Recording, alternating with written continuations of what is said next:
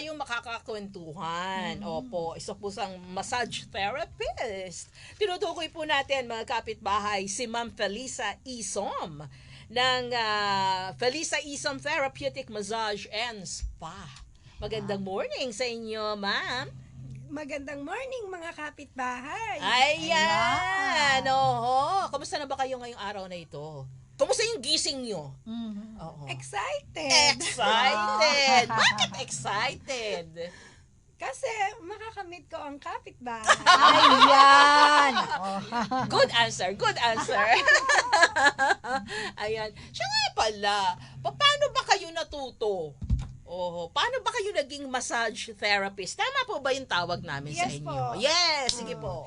Kasi talagang ever since, love ko na talaga ang massage. Kahit na nung nandito pa ako sa Pilipinas, pag sobrang dami ng trabaho, tensyonado, ang una kong hinahanap, massage. Talaga lang. So, mahilig kayo magpamasahe kayo mismo. Yes. Yes. I never independent dun sa mga under table na mga medicine, mga pain relief, never. Talagang massage talaga. Oo. Teka mo, bumati daw muna kayo dyan, no? Harap kayo dyan sa camera.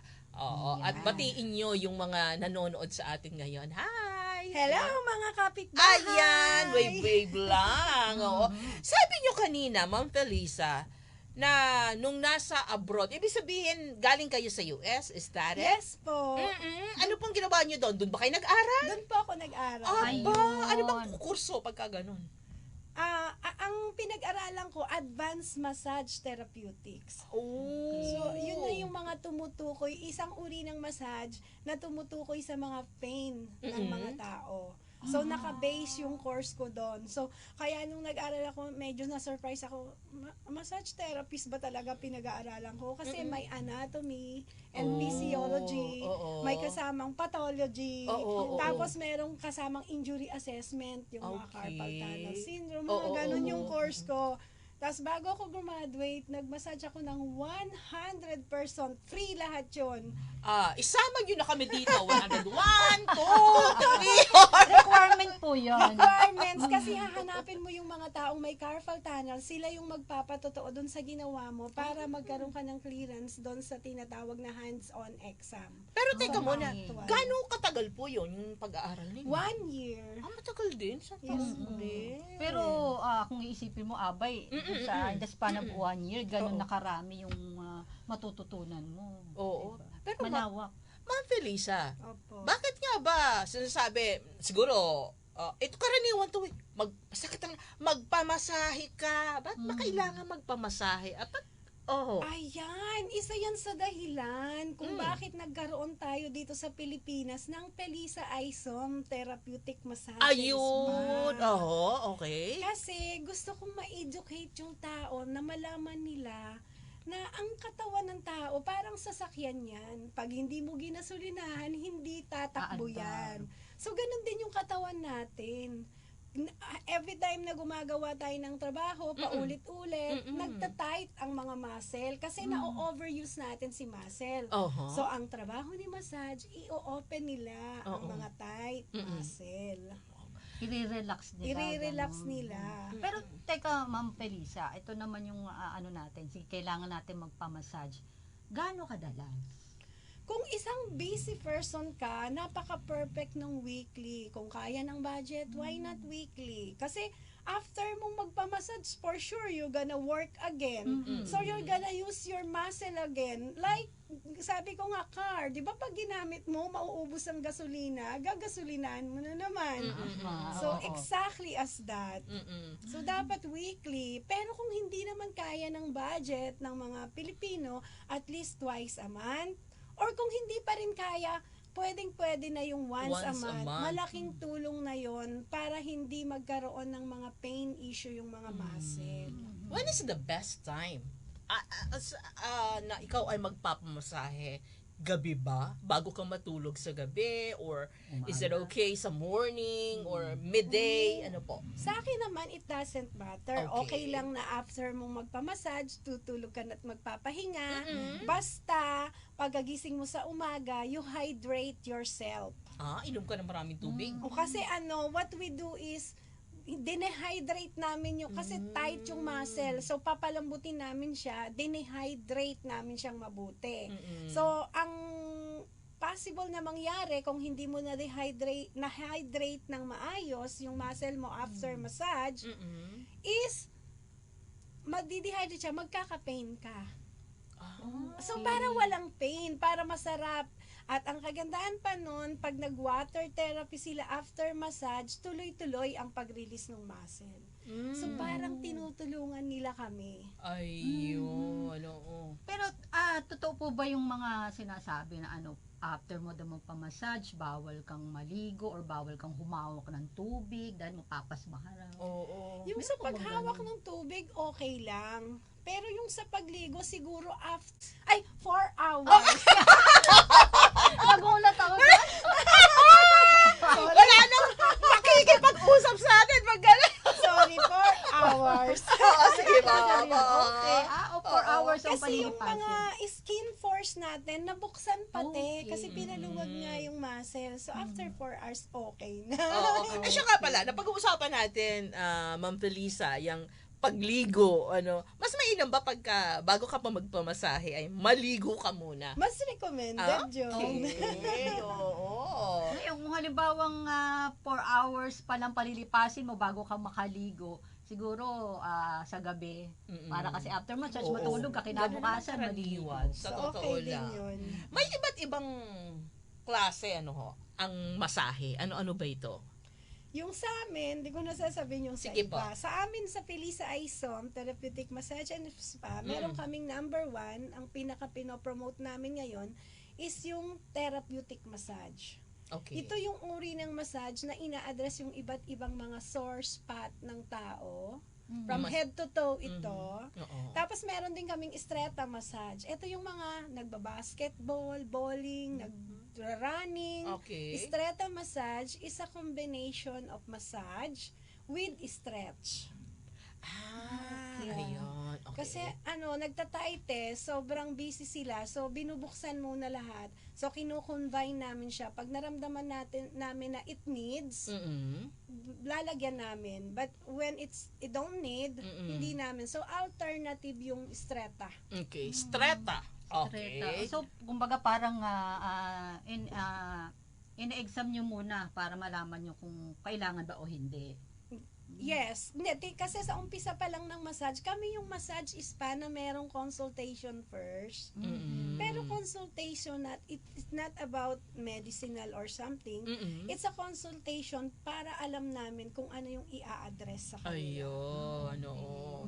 So, parang, kumbaga parang aalamin nyo ano masakit sa'yo. Parang ganun po. Aalamin namin kung ano yung mga trabaho nila, Okay. yung mga daily activity nila, like kung driver yan, nako, tight muscle ang neck and shoulder niyan, yung buong lower back niyan, baka nga dikit-dikit na, hindi na siya muscle, bato na. Tapos yung paa nila, so yun, pag driving. So parang ganon. So, parang po siya pala, Ma'am Felisa, depende dun sa work, kung ano yung possible na muscle na mag-tighten. Opo. Kasi karamihan ng mga, kahit hindi adults, kahit mga bata ngayon, ang nagiging problema, carpal tunnel syndrome. Kasi Yun yung computer, mga nagigaming, ganyan. Oo. Tsaka sa cellphone. Yung cellphone po. Too much Kaya repetition, nag-tight na yung muscle, naipit na si nerve. Oo. Nung naipit na si nerve, bumagal na yung circulation. So, ayun na yung pamamanhid, pamamaga, yung sinusundan na yun na iba. Pag hindi pa yan napamassage, pati yung ibang area of the bodies na dadamay na. Oo nga naman. So, yun yung Oo. kagandahan talaga. Bakit minsan sinasabi nila, pwede na yan sa 15 or 30 minutes. Pero, yung iba naman, dapat 1 oras yan. Oras. O mas matagal pa. Kami, pag may pain issue, 2 hours agad ang nire-recommend ko. Okay. Kung relaxation ka lang, tapos every 4 days ka naman nagpapamassage, pwede na yung pa 30 minutes a day. Or 30 minutes every session. Pero isang area lang yun, like back lang. Pero hindi ko kasi nire-recommend yung back lang, ganun. Kasi ang body natin, isang buong circulation yan. So kung may back pain ka, tapos ang gusto mo lang ipamassage back, So, okay lang yon kung first try mo sa amin para matry mo. Pero kung babalik ka uli sa amin after 1 week, back uli, medyo hihirit na kami nun kasi ang nangyayari dyan, namasat namin yung buong back niya. Oo. So, nag-relax yon. Pero yung circulation kasi, sa ibang part of the body, bumabagal. So, ang mangyayari sa back niya, babalik agad yung tightness, ang bilis. Kasi hindi naayos yung buong circulation. So, full body massage talaga ang lagi nire-recommend. Kaya wala kaming product sa spa na eto lang. Laging full body. Okay. Yeah. Oo. Kahit po mapili sa ang halimbawa ang problema carpal Tunnel. Kaya, eto yung full body pa din po. ito yung pinaka-main ng massage. Yan yung focus area na tinatawag. Pero after niyan na ma-focus area na iyan ng certain time, ipo-full body na siya. So, sa carpal tunnel, ay kasi yung mga nakikinig sa radyo, hindi nila nakikita yung tinuturo ninyo. Okay. Yung mula doon po sa palm. Sa palad. O sa palad, mula po doon hanggang dito sa may bandang siko. Yeah, hanggang Oo, ito, hanggang dito. braso. Hanggang Hanggang balikat. balikat. Ayun. Yes. Yun muna ang Yun unahin. uunahin. Opo. So, meron pa yung side lying. At napag-alaman ko nga dito sa experience ko sa pagbubukas namin ng spa, na kami pala ang kauna-unahang massage spa na may side lying. Ano yung side lying? Opo, Ang massage kasi, di ba, face up, nakadapa, Opo. nakatihaya, ganun. Sa amin, may side lying pa, nakaside. Naka-side view. Naka-side view. Tagilid. Kasi kung may hika ka, Oo. kaya sinusumpong Yung mic minsan po, yung mic. Sorry. Oo. Kaya sinusumpong minsan yung mga may hika Opo. kasi kumakapal na yung muscle nila sa ribs. Sa gilid. Yung tinatawag na intercostal muscle. Mamamassage lang yun pag side lying. Mabubuksan yung mga tight muscle para maiwasan yung madalas na pagsumpong ng kanilang hika. So, hindi lang kami based dun sa pain, pati yung sa direct injury na ng muscle. Ayun. So, ayan mga kapitbahay, it's time na siguro, it's about time na tayo po ay magpamasahe na. Yung mga hindi pa nagpapamasahe dyan, huwag kayong matakot. Ayaw nila kasi ayoko masakit. Masakit. Ayun. Ay, kaya dapat subukan nila ang Felisa Isom Therapeutic Ayun. Massage and Spa. Ayun. Kayo bukas kayo everyday. Every day from 1 in the afternoon Hapon na pala until kayo. Ayun. 3 in the morning. Talaga? Hanggang Ang alas 3. cut-off ng pag-accept namin sa massage is 2 o'clock in the morning kapag 1 hour lang. 1:30 kapag kasi 3 o'clock sara namin. So, Okay. Monday through Sunday. Yes po. At yung mga, don't you worry, mga kapitbahay, dahil yung mga kasama doon ni Ma'am Felisa ay mga ano din yon, well-trained. Yes, that's the reason bakit ako umuwi yearly. Kasi hindi para magbakasyon at maglamyerda. Ina-update ko po yung kanilang massage yearly. Ayun. Kasi sa Amerika, may tinatawag na CE, Continue Education. Laging may update about sa health. Yun yung ina-update ko sa kanila. Na ipagkakatiwala ko naman dun sa aking trainer, yung Si Annalisa. si Annalisa, Okay. pero ina-update ko pa rin in person. Okay. Kailangan ko kasing matiyak na talagang nagagawa yung mga nag-Zoom palagi, FaceTime, Messenger, about kapag may bagong issue. Kaya mahalaga na pag nagpapabook sila, nagme-message sila dun sa Messenger namin at ini-inquire na nila kung ano yung pain issue nila. Agarang yon training pagbago yung situation.